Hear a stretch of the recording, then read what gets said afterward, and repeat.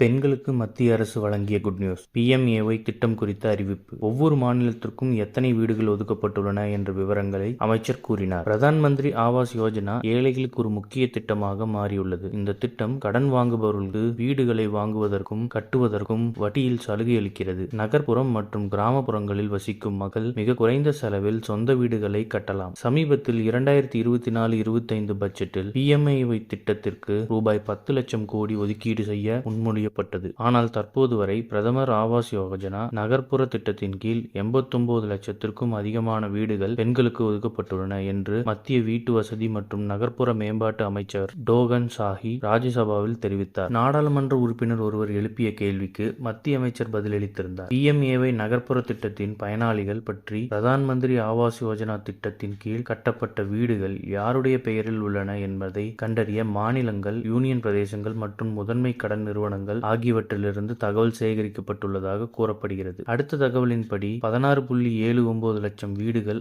ஆண்கள் பெயரில் உள்ளன. 49.63 லட்சம் வீடுகள் பெண்களின் பெயரில் மட்டுமே உள்ளன. 39.44 லட்சம் வீடுகள் ஆண், பெண் இருவரின் பெயரிலும் உள்ளன. அதாவது மொத்தம் 89 லட்சம் வீடுகள் பெண்களின் பெயரில் உள்ளன என்று மத்திய அமைச்சர் டோகன் சாஹி கூறினார். 2 லட்சம் கோடி நிதியுதவி. இந்த திட்டத்திற்காக மத்திய அரசு மொத்தம் ரூபாய் 2 லட்சம் கோடியை வழங்கியுள்ளது. இந்த பணத்தில் ரூபாய் 1.64 லட்சம் கோடி மாநில அரசுகள், யூனியன் பிரதேசங்கள் மற்றும் மத்திய அரசு நிறுவனங்களுக்கு வழங்கப்பட்டது. இத்திட்டத்திற்காக மாநில அரசுகளும் யூனியன் பிரதேச அரசுகளும் மத்திய அரசிடம் சில பரிந்துரைகளை முன்வைத்துள்ளன. அந்த திட்டங்களின்படி 118.64 லட்சம் வீடுகளை கட்ட மத்திய அரசு முடிவு செய்துள்ளது. இத்திட்டத்திற்கான மொத்த செலவு 8.07 லட்சம் கோடி ரூபாய். 2 லட்சம் கோடி ரூபாயை மத்திய அரசு வழங்கும். இதுவரை 114.40 லட்சம் வீடுகள் கட்டப்படும் பணி தொடங்கப்பட்டுள்ளது. மேலும் 85.43 லட்சம் வீடுகள் கட்டி முடிக்கப்பட்டு ஏழை மக்களுக்கு ஏற்கனவே வழங்கப்பட்டுள்ளன. ஒவ்வொரு மாநிலத்திற்கும் எத்தனை வீடுகள் ஒதுக்கப்பட்டுள்ளன என்ற விவரங்களை அமைச்சர் கூறினார். 2024-25 பட்ஜெட்டில் PMAY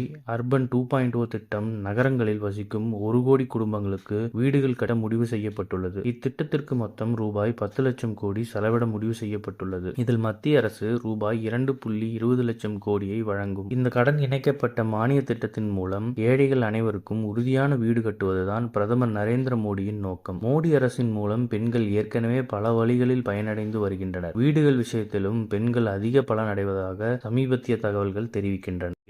இது போன்ற செய்திகளை உடனுக்குடன் தெரிந்து கொள்ள நம்ம சேனலை சப்ஸ்கிரைப் பண்ணிக்கோங்க. பெல் நோட்டிபிகேஷன் பிரஸ் பண்ணிக்கோங்க. நன்றி, வணக்கம்.